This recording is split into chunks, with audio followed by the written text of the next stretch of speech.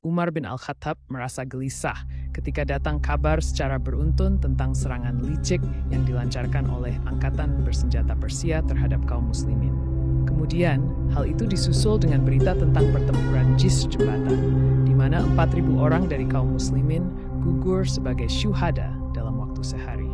Itu semua masih ditambah dengan pelanggaran-pelanggaran yang dilakukan oleh orang-orang Irak terhadap perjanjian-perjanjian yang berlaku pada mereka. Karena itulah, sang khalifah mengambil keputusan untuk pergi dan memimpin sendiri tentara Islam dalam perjuangan bersenjata yang menentukan melawan Persia. Bersama beberapa orang sahabat dan dengan menunggang kendaraan, Umar berangkat dengan meninggalkan Ali di Madinah sebagai wakilnya. Tetapi, belum terlalu jauh dari kota, sebagian anggota rombongan berpendapat dan mengusulkan agar ia kembali dan memilih salah seorang di antara para sahabat untuk melakukan tugas tersebut. Usulan ini diprakarsai oleh Abdurrahman bin Auf yang menyatakan bahwa menyia-nyiakan nyawa mukminin dengan cara seperti ini, sementara Islam sedang menghadapi hari-harinya yang menentukan, adalah perbuatan yang keliru. Akhirnya, Umar menyuruh kaum muslimin berkumpul untuk bermusyawarah dan diserukanlah As-Shalatu Jami'ah. Ali juga dipanggil agar datang, dan ia pun berangkat bersama beberapa orang penduduk Madinah menuju tempat persinggahan Amirul Mukminin. Akhirnya tercapailah persetujuan sesuai dengan apa yang diusulkan oleh Abdurrahman bin Auf, dan peserta musyawarah memutuskan agar Umar kembali ke Madinah dan memilih seorang panglima lain yang akan memimpin peperangan menghadapi Persia. Amirul Mukminin tunduk pada keputusan ini, lalu menanyakan kepada para sahabat siapa kiranya orang yang akan dikirim ke Irak itu. Kaum muslimin diam sejenak. Mereka berpikir. Tiba-tiba Abdurrahman bin Auf berteriak, "Saya telah menemukannya." "Siapa dia?" tanya Umar. "Singa yang menyembunyikan kukunya, yaitu Sa'ad bin Malik Az-Zuhri," jawabnya. Pendapat ini didukung sepenuhnya oleh kaum muslimin, dan Amirul Mukminin meminta Sa'ad bin Malik Az-Zuhri, yang tiada lain adalah Sajjad bin Abu Waqqash, agar datang menghadap. Akhirnya, ia pun diangkat sebagai Amir atau Gubernur Militer di Irak yang bertugas mengatur pemerintahan dan sebagai panglima tentara. Siapakah dia singa yang menyembunyikan kukunya itu? Dan siapakah sejatinya orang yang bila datang kepada Rasulullah ketika berada di antara sahabat-sahabatnya akan disambutnya dengan ucapan selamat datang sambil bergurau dengan ungkapan, "Ini dia pamanku." Siapa orang yang punya paman seperti pamanku ini? Itulah dia Sa'ad bin Abu Waqqash. Kakeknya ialah Uhaib bin Manaf yang menjadi paman bagi Aminah ibunda Rasulullah. Saat masuk Islam saat berusia 17 tahun dan keislamannya termasuk yang terdahulu di antara para sahabat. Hal ini pernah diceritakannya sendiri. Allah menuturkan, "Aku pernah hidup suatu hari yang waktu itu aku adalah sepertiga Islam." Maksudnya bahwa ia adalah salah seorang di antara 3 orang yang paling dahulu masuk Islam. Pada hari-hari pertama Rasulullah menjelaskan tentang Allah yang Maha Esa dan tentang agama baru yang dibawanya sebelum beliau mengambil rumah Al-Arqam untuk tempat pertemuan dengan para sahabatnya yang telah mulai beriman. Sa'ad bin Abu Waqqash telah mengulurkan tangannya untuk berbayat kepada Rasulullah. Sementara itu, buku-buku tarikh dan riwayat menceritakan kepada kita bahwa ia termasuk salah seorang yang masuk Islam karena keislaman Abu Bakar dan atas upaya dakwah darinya. Mungkin saja ia menyatakan keislamannya secara terang-terangan bersama orang-orang yang dapat diyakinkan oleh Abu Bakar, yaitu Utsman bin Affan, Az-Zubair bin Al-Awam, Abdurrahman bin Auf, dan Talhah bin Ubaidullah. Dan ini tidak menutup kemungkinan bahwa ia lebih dulu masuk Islam secara sembunyi-sembunyi. Banyak sekali keistimewaan yang dimiliki oleh Sa'ad ini yang dapat ditonjolkan dan dibanggakannya. Tetapi, di antara semua itu 2 hal penting yang selalu menjadi senandungnya. Pertama, bahwa dialah yang mula-mula melepaskan anak panah dalam membela agama Allah, dan juga orang yang mula-mula terkena anak panah. Kedua, bahwa dia merupakan satu-satunya orang yang dijamin oleh Rasulullah dengan jaminan kedua orang tua beliau. Rasulullah bersabda pada waktu perang Uhud, "Panahlah, wahai Sa'ad, ibu ayahku menjadi jaminan bagimu." Kedua nikmat besar ini selalu menjadi kebanggaan Sa'ad sebagai wujud syukurnya kepada Allah. Allah menuturkan, "Demi Allah, akulah orang pertama yang melepaskan anak panah di jalan Allah." Ali bin Abu Thalib berkata, "Aku tidak pernah mendengar Rasulullah menyediakan ibu ayahnya sebagai jaminan seseorang, kecuali bagi Sa'ad. Aku mendengar beliau bersabda pada perang Uhud, 'Panahlah, wahai wahai Sa'ad, ibu ayahku menjadi jaminan bagimu. Sa'ad termasuk seorang ksatria berkuda Arab dan sosok muslim yang paling berani. Telah mempunyai dua macam senjata yang sangat ampuh, yaitu panah dan doanya. Jika ia memanah musuh dalam peperangan, dapat dipastikan akan mengenai sasarannya. Dan jika ia menyampaikan suatu permohonan kepada Allah, dia pasti mengabulkannya. Menurut Sa'ad sendiri dan juga para sahabatnya, hal itu adalah disebabkan doa Rasulullah juga bagi pribadinya. Suatu hari ketika Rasulullah menyaksikan sesuatu yang menyenangkan dan berkenan di hati beliau dari Sa'ad, beliau pun mengucapkan doa yang makbul ini. Ya Allah, tepatkanlah bidikan panahnya dan kabulkanlah doanya. Demikianlah, ia terkenal di kalangan saudara-saudara dan para sahabatnya bahwa doanya tidak ubahnya bagai pedang yang tajam. Hal ini juga disadari sepenuhnya oleh Sa'ad sendiri, hingga ia tidak ingin berdoa untuk kecelakaan seseorang, kecuali dengan menyerahkan urusannya kepada Allah Ta'ala. Sebagai contoh ialah peristiwa yang diriwayatkan oleh Amir bin Sa'ad berikut. Sa'ad mendengar seorang laki-laki memaki Ali, Talhah, dan Az-Zubair. Ketika dilarang, orang itu tidak menghiraukannya. Meski demikian, Sa'ad hanya berkata, "Walau begitu, saya doakan kamu kepada Allah." Orang itu menjawab, "Rupanya kamu hendak menakut-nakuti aku seolah-olah kamu seorang nabi." Sa'ad pun pergi berwudu dan syalat 2 rakaat. Setelah itu, ia mengangkat kedua tangan dan berdoa, "Ya Allah, bila menurut ilmumu, orang ini telah memaki segolongan orang yang telah mendapatkan kebaikan darimu, dan tindakan itu mengundang murka-Mu, jadikanlah hal itu sebagai pertanda dan suatu pelajaran." Tidak lama setelah itu, tiba-tiba dari salah satu pekarangan rumah, muncul seekor unta liar, dan tanpa dapat dibendung, masuk ke dalam lingkungan orang banyak, seolah-olah mencari seseorang. Sejurus kemudian unta itu menerjang orang tadi dan membawanya ke bawah kakinya, lalu menginjak-injak dan menyepaknya beberapa saat, hingga akhirnya tewas menemui ajalnya. Kenyataan ini pertama kali mengungkapkan kebeningan jiwa, kebenaran iman, dan keikhlasannya yang mendalam. Demikian juga, jiwanya adalah jiwa merdeka, keyakinannya keras membaca, dan keikhlasannya tidak bernoda. Untuk menopang ketakwaannya, ia selalu memakan yang halal dan menolak dengan keras setiap dirham yang mengandung syubhat. Pada masa-masa akhir kehidupan Sa'ad, ia termasuk kalangan muslim yang kaya dan berharta. Waktu wafat, ia meninggalkan kekayaan yang tidak sedikit. Tetapi, kalau biasanya harta banyak dan harta halal itu jarang sekali dapat terhimpun, di tangan Sa'ad hal itu bisa terwujud. Telah dilimpahi harta yang banyak, yang baik dan yang halal sekaligus. Di samping itu, ia dapat dijadikan seorang mahaguru dalam soal membersihkan harta. Dan kemampuannya dalam mengumpulkan harta dari barang bersih lagi halal, itu disaingi oleh kemampuan menafkahkannya di jalan Allah. Ketika Haji Wada, Sa'ad ikut bersama Rasulullah. Kebetulan ia jatuh sakit dan Rasulullah datang menjenguknya. Sa'ad bertanya, "Wahai Rasulullah, saya ini orang yang banyak harta dan ahli warisku hanya seorang putih saja. Bolehkah saya menyedekahkan 2/3 hartaku?" Beliau menjawab, "Tidak." Sa'ad berkata, "Bagaimana kalau setengahnya?" Beliau menjawab, "Jangan." Sa'ad kembali berkata, "Bagaimana kalau sepertiganya?" Beliau menjawab, "Ya, dan sepertiga itu pun sudah banyak. Lebih baik engkau meninggalkan ahli waris dalam keadaan mampu daripada membiarkannya dalam keadaan miskin dan menadahkan tangannya kepada orang iain. Setiap natkah yang kau keluarkan dengan mengharap keridhaan Allah, pastilah akan diberi ganjaran, bahkan walau sesuap makanan yang kau suapkan di mulut istrimu." Sekian lama, Sa'ad memiliki sebagai seorang polis saja. Tetapi setelah peristiwa tersebut, ia mendapatkan rezeki berperistoring. Karena takutnya kepada Allah, Sa'ad sering menangis. Jika ia mendengar Rasulullah berpidato dan menasihati umat, air matanya bercucuran hingga hampir-hampir memenuhi pangkuannya. La adalah seorang sahabat yang diberi nikmat taufik dan diterima ibadahnya.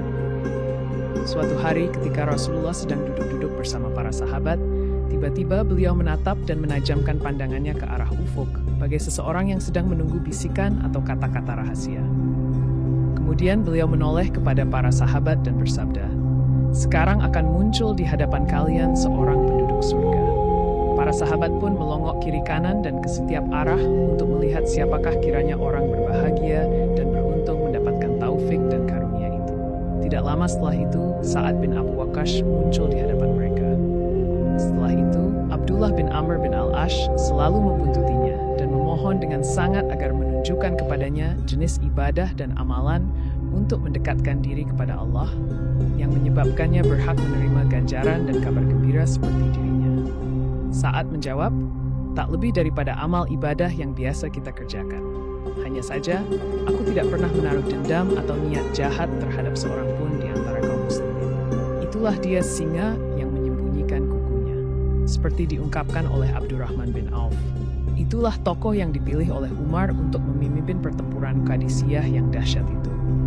Mengapa Umar memilihnya untuk melaksanakan tugas yang paling rumit yang sedang dihadapi Islam dan kaum muslimin? Jawabannya, karena keistimewaannya terpampang jelas di hadapan Amirul Mukminin, sebab ia adalah orang yang doanya, jika ia memohon agar diberi kemenangan oleh Allah, pastilah akan dikabulkannya. Seorang yang sangat hati-hati dalam persoalan makan, terpelihara lisan dan suci hatinya. Salah seorang anggota pasukan berkuda di Perang Badar, di Perang Uhud, dan di setiap perjuangan bersenjata yang diikutinya bersama Rasulullah.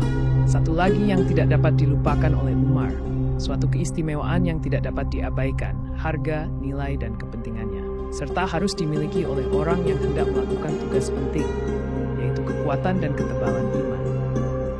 Umar tidak pernah lupa kisah Sa'ad dengan ibunya sewaktu ia masuk Islam dan mengikuti Rasulullah. Ketika itu, segala usaha ibunya untuk membendung dan menghalangi putranya dari agama Allah mengalami kegagalan.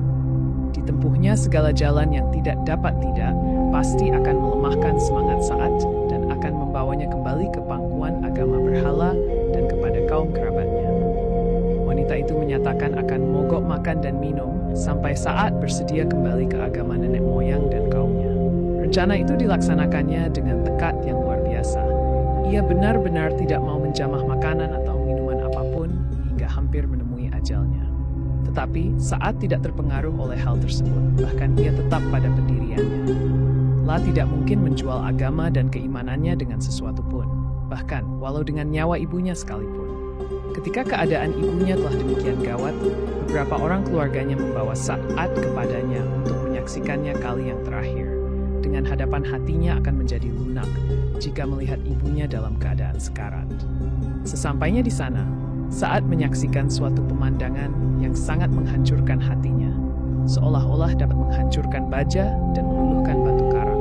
Tetapi keimanannya terhadap Allah dan Rasul lebih unggul daripada kekerasan baja dan batu karang manapun juga. La mendekatkan wajahnya ke wajah ibunya dan mengeluarkan kata-kata dengan suara keras agar kedengaran olehnya.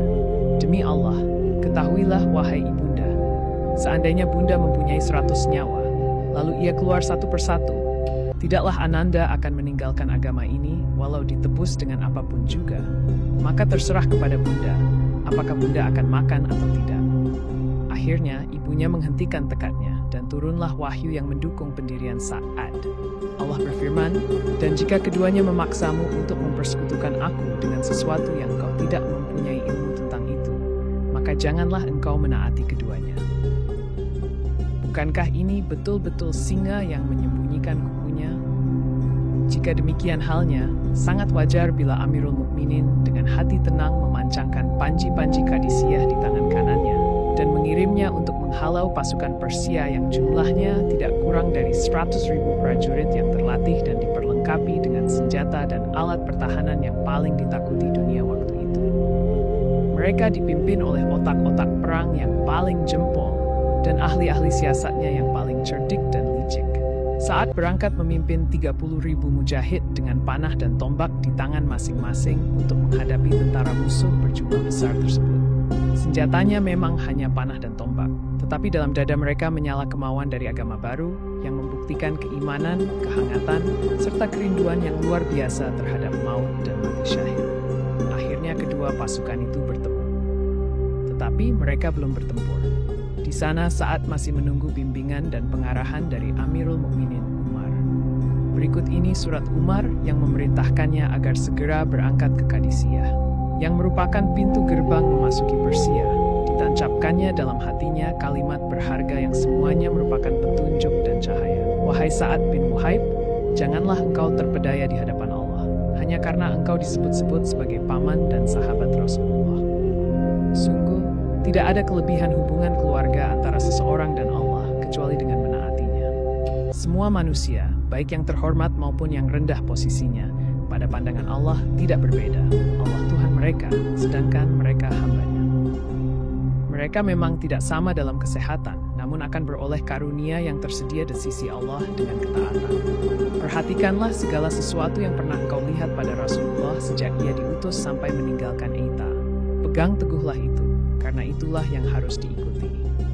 Kemudian Umar juga mengatakan, tulislah kepadaku segala keadaan kalian, bagaimana kedudukan kalian, dan di mana pula posisi musuh terhadap kalian. Terangkanlah sejelas-jelasnya hingga seolah-olah aku menyaksikan sendiri keadaan kalian. Sa'ad pun menulis surat kepada Amirul Mukminin dan mencantumkan segala sesuatu, hingga hampir saja diterangkannya tempat dan posisi setiap prajurit secara terperinci. Saat telah sampai di Qadisiyah, sementara seluruh tentara dan rakyat Persia bersatu, sesuatu hal yang tidak pernah mereka lakukan selama ini. Kendali pimpinannya dipegang oleh panglimanya yang ulung dan paling terkenal, yaitu Rustum. Sebagai balasan surat dari Sa'ad yang baru dikirimnya, Amirul Mukminin menulis, sekali-kali janganlah engkau gentar mendengar berita dan persiapan mereka.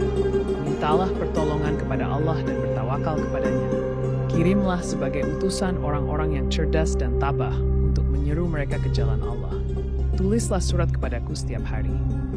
Sa'ad kembali mengirim surat kepada Amirul Mukminin, menyampaikan bahwa Rustum telah menduduki Sabath dengan mengerahkan pasukan gajah dan berkuda, serta mulai bergerak menuju kaum muslimin.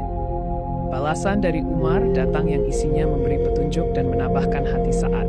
Sa'ad bin Abu Waqqash adalah seorang prajurit berkuda yang ulung dan gagah berani, paman Rasulullah X, dan termasuk golongan yang mula pertama masuk Islam. Pahlawan dari berbagai perjuangan bersenjata, lemparan panahnya yang tidak pernah meleset, dan sekarang tampil memimpin tentaranya dalam menghadapi salah satu peperangan terbesar dalam sejarah. Namun, ia tampak seperti seorang prajurit biasa. Baik kekuatan maupun kedudukannya sebagai pemimpin tidak mampu mempengaruhi dan memperdayakan dirinya untuk mengandalkan pendapatnya semata. La selalu menghubungi Amirul Mukminin di Madinah yang jaraknya demikian jauh, dengan mengiriminya sepucuk surat tiap hari untuk bermusyawarah dan bertukar pendapat, padahal pertempuran besar itu hampir berkecamuk.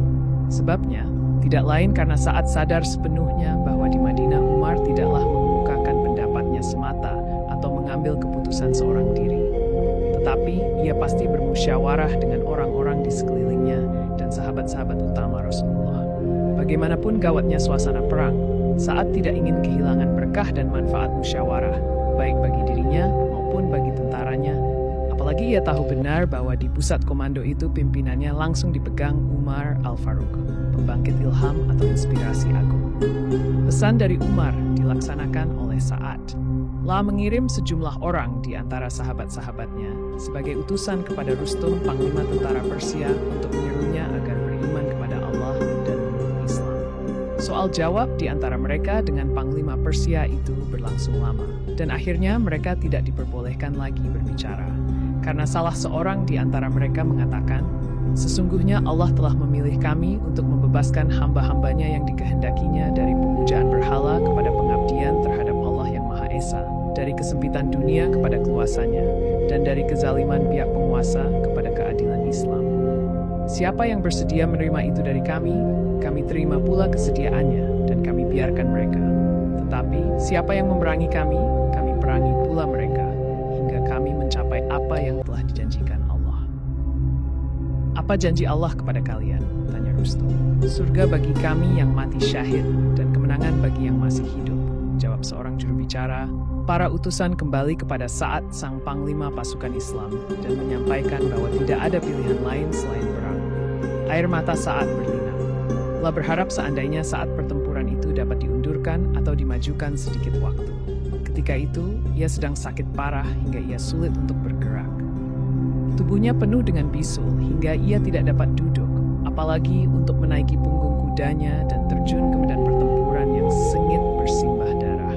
Seandainya perang itu terjadi sebelum ia jatuh sakit atau setelah sakitnya sembuh, ia tentu akan menunjukkan prestasi yang agung. Adapun sekarang ini, duduk pun sulit baginya. Tetapi tidak, Rasulullah telah mengajarkan kepada mereka supaya tidak mengatakan seandainya, karena kata-kata itu menunjukkan kelemahan. Sedangkan orang mukmin yang kuat tidak kehabisan akal dan tidak pernah lemah. Ketika itu, singa yang menyembunyikan kukunya itu bangkit, lalu berdiri di hadapan tentara menyampaikan pidato dengan tidak lupa mengutip ayat mulia berikut ini. Dengan nama Allah yang Maha Pengasih, Maha Penyayang. Dan sungguh telah kami tulis di dalam Zabur setelah di dalam Al-Qadis Mahfuz bahwa bumi ini akan diwarisi oleh hamba-hambaku yang saleh. Setelah menyampaikan pidatonya, Sa'ad menunaikan salat zuhur bersama tentaranya. Kemudian sambil menghadap ke arah mereka, ia mengucapkan takbir 4 kali. Allahu Akbar, Allahu Akbar, Allahu Akbar, Allahu Akbar. Alam pun bergemuruh oleh suara takbir. Dan sambil menunjuk ke arah musuh dengan lengannya, bagai anak panah yang sedang melesat, Sa'ad berseru kepada anak buahnya, "Majulah dengan berkah dari Allah." Dengan ketabahan menahan rasa sakit yang dideritanya, Sa'ad naik ke teras barak yang ditinggalinya dan dijadikan sebagai markas komandonya. Telah duduk bersandar dengan dialasi bantal, sementara pintu barak terbuka lebar. Sedikit saja serangan dari orang-orang Persia ke barak itu sudah bisa menyebabkan panglima kaum muslimin tersebut jatuh ke tangan mereka, hidup atau mati. Tetapi ia tidak gentar dan tidak merasa takut. Bisul-bisul di tubuhnya pecah, tetapi ia tidak peduli dan terus berseru dan bertakbir serta mengeluarkan perintah kepada anak buahnya, "Majulah ke kanan," dan kepada yang lain, "Tutup pertahanan sebelah kiri. Awas di depanmu, wahai Mughirah. Ke belakang mereka, wahai Jarir. Pukullah, wahai Numan. Serbulah, wahai Asyats. Hantamlah, wahai Kakak. Majulah semua, wahai sahabat-sahabat Muhammad S." Suaranya yang berwibawa, penuh tekad dan semangat baja, menyebabkan setiap prajurit itu berubah menjadi kesatuan yang utuh. Tentara Persia pun berjatuhan tidak ubahnya bagai lalat-lalat yang bergeletakan. Pemujaan berhala dan peribadatan kepada api roboh bersama mereka. Setelah melihat tewasnya panglima besar dan prajurit-prajurit pilihan, sisa-sisa musuh akhirnya lari tunggang langgang. Mereka dikejar dan dihalau oleh tentara Islam sampai ke Nahawan lalu ke Madain. Kemudian mereka memasuki kota tersebut untuk membawa singgasana dan mahkota Kisra, serta mengumpulkan ganimah dan fai. Pada pertempuran Madain, Sa'ad mencapai prestasi agung. Pertempuran ini terjadi kira-kira 2,5 tahun setelah pertempuran Qadisiyah, dan selama itu telah terjadi perang dengan skala kecil antara Persia dan kaum muslimin. Akhirnya semua sisa tentara Persia ini berhimpun di kota-kota Madain saja, bersiap-siap untuk menghadapi pertempuran terakhir sebagai penentu waktu. Sa'ad menyadari bahwa situasi Medan dan Musim menguntungkan pihak penentang Islam, karena antara pasukannya dan Madain terbentang sungai Tigris yang lebar. Alirannya sangat deras karena sedang banjir meluap-luap. Walaupun demikian, dengan teguh hati, ia tetap memutuskan untuk memulai serangan umum itu pada waktu itu juga, dengan perhitungan bahwa mental pasukan musuh sedang menurun. Itulah salah satu peristiwa yang membuktikan bahwa Sa'ad betul-betul sebagaimana dilukiskan oleh Abdurrahman bin Auf, singa yang menyembunyikan kukunya. Keimanan Sa'ad dan kepekatan hatinya tampak menonjol ketika menghadapi bahaya, hingga dapat mengatasi sesuatu yang mustahil dengan keberanian yang luar biasa. Akhirnya, Sa'ad mengeluarkan perintah kepada pasukannya untuk menyeberangi sungai Tigris. La memerintahkan agar pasukannya mencari bagian sungai yang dangkal sebagai tempat penyeberangan. Akhirnya mereka menemukan tempat tersebut, walaupun untuk menyeberanginya tidak luput dari bahaya yang mengancam.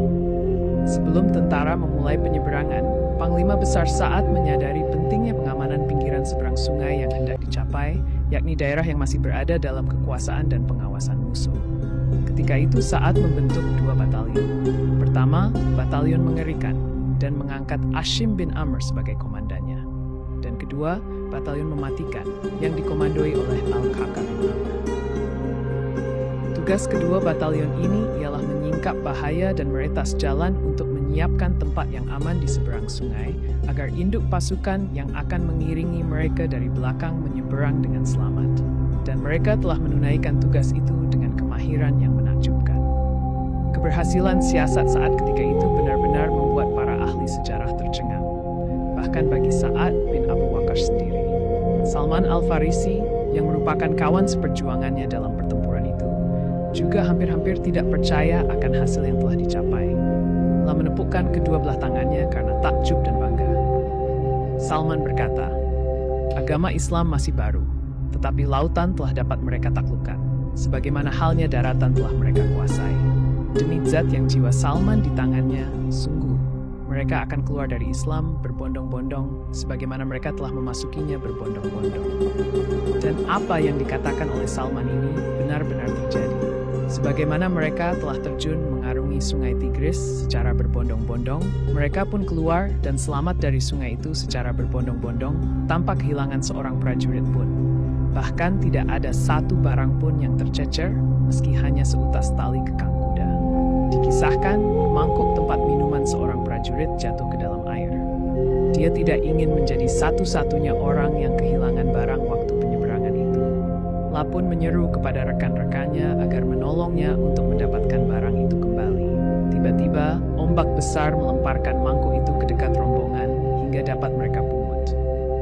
Salah satu riwayat melukiskan bagaimana dahsyatnya suasana ketika penyeberangan sungai Tigris itu. Saat memerintahkan kaum muslimin agar membaca, Hasbunallahu wa ni'mal wakil, cukuplah Allah sebagai penolong dan dialah sebaik-baik pelindung. Lalu ia mengerahkan kudanya menerjuni sungai yang diikuti oleh pasukannya, hingga tidak seorang pun di antara anggota pasukan yang tinggal di belakang. Mereka berjalan di air, bagai berjalan di darat, hingga dari pinggir sungai ke pinggir seberang telah dipenuhi oleh prajurit, dan permukaan air tidak kelihatan lagi, disebabkan sangat banyaknya anggota pasukan berkuda, serta pasukan pejalan kaki. Orang-orang bercakap-cakap sesamanya ketika berada di air, seolah-olah mereka sedang bercakap-cakap di darat. Sebabnya, tidak lain karena mereka merasa aman tentram, serta percaya akan ketentuan Allah dan pertolongannya, yakin terhadap janji dan bantuannya. Tatkala saat diangkat Umar sebagai Amir wilayah Irak, ia mulai membangun dan merekonstruksi sumber daya manusia, lalu melukis sejarah kota Kufah dan hukum Islam diumumkan serta dilaksanakan di daerah yang luas itu. Suatu hari, rakyat Kufah mengadukan Sa'ad yang menjadi memimpin mereka kepada Amirul Mukminin Umar. Tabiat pemberontak rupanya telah menguasai mereka, sehingga mereka mengajukan klaim yang menggelikan. Mereka mengatakan, Sa'ad tidak baik syalatnya. Mendengar itu, Sa'ad hanya tertawa terbahak-bahak dan berkata, "Demi Allah, yang saya lakukan hanyalah mengerjakan syalat bersama mereka seperti syalat Rasulullah, yaitu memanjangkan 2 rakaat yang awal dan memendekkan 2 rakaat yang akhir." Saat dipanggil Umar ke Madinah untuk menghadap, Sa'ad tidak marah, bahkan segera memenuhi panggilan itu secepatnya. Setelah beberapa lama, Umar bermaksud untuk mengembalikannya ke Kufah. Tetapi sambil tertawa saat menjawab, "Apakah engkau hendak mengembalikan aku kepada kaum yang telah menuduh bahwa syalatku tidak baik?" Saat memilih tinggal di Madinah. Ketika Amirul Mukminin Umar ditikam oleh seseorang, ia memilih 6 orang di antara sahabat-sahabat Rasulullah yang akan mengurus soal pemilihan khalifah baru, dengan mengukakan alasan bahwa ke-6 orang yang dipilihnya itu adalah terdiri dari orang-orang yang diridhai Rasulullah sewaktu beliau hendak berpulang ke rahmatullah. Di antara 6 sahabat terdapatlah Sa'ad bin Abu Waqqas. Bahkan dari kalimat-kalimat Umar yang akhir terdapat kesan bahwa seandainya ia hendak memilih salah seorang di antara mereka, maka pilihannya akan jatuh pada Sa'ad. Sewaktu memberi wasiat dan mengucapkan selamat perpisahan dengan sahabat-sahabatnya, Umar berkata, "Jika khalifah dijabat oleh Sa'ad, demikianlah sebaiknya. Namun bila itu dijabat oleh lainnya, hendaklah ia menjadikan Sa'ad sebagai penasihatnya." Sa'ad dikaruniai usia panjang hingga saat terjadinya fitnah besar. Tetapi Sa'ad tidak hendak mencampurinya. Bahkan kepada keluarga dan putra-putranya dipesankan agar tidak menyampaikan suatu berita pun mengenai hal itu kepadanya. Suatu saat, perhatian semua orang tertuju kepadanya, dan keponakannya yang bernama Hasim bin Utbah bin Abu Waqqas datang menjumpainya. Seraya berkata, "Paman, di sini telah siap 100.000 bilah pedang yang menganggap bahwa pamanlah yang lebih berhak mengenai urusan khilafah ini." Sa'ad menjawab, "Dari 100.000 bilah pedang itu, saya inginkan sebilah pedang saja. Jika aku tebaskan kepada orang mukmin, itu tidak akan mempan sedikit pun juga. Tetapi bila saya pancungkan kepada orang kafir, niscaya putus batang lehernya." Mendengar jawaban itu, keponakannya itu mengerti maksudnya dan membiarkannya dalam sikap damai dan tidak hendak bercampur tangan.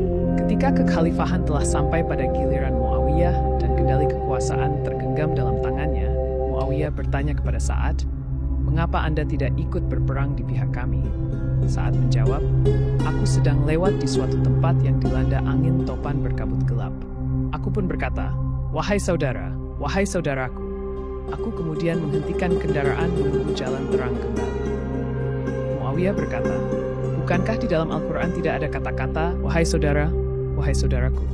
Tetapi Allah Ta'ala hanya berfirman, dan apabila ada dua golongan orang mukmin berperang, maka damaikanlah antara keduanya.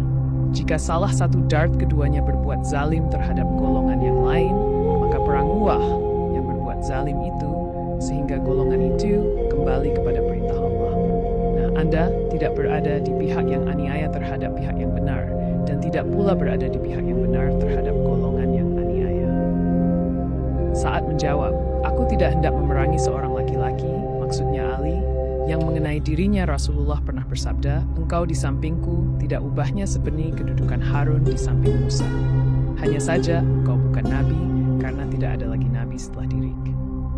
Pada tahun 54 H, yakni ketika usia Sa'ad telah lebih dari 80 tahun, ia sedang berada di rumahnya di Akik untuk menghadapi detik-detik akhir untuk kembali kepada Allah Ta'ala. Saat-saat terakhir itu diceritakan oleh putranya kepada kita sebagai berikut. "Kepala ayahku berada di pangkuanku ketika ia hendak meninggal. Aku menangis, maka ia berkata, 'Mengapa kamu menangis, wahai anakku? Sungguh, Allah tidak akan menyiksaku selamanya, dan aku termasuk salah seorang penduduk surga.' Kekuatan imannya tidak tergoyahkan oleh apapun juga, bahkan oleh guncangan dan kengerian maut. Bukankah Rasulullah telah menyampaikan kabar gembira kepadanya, dan ia percaya penuh akan kebenaran Rasulullah itu? Jadi, apa yang akan ditakutkannya lagi?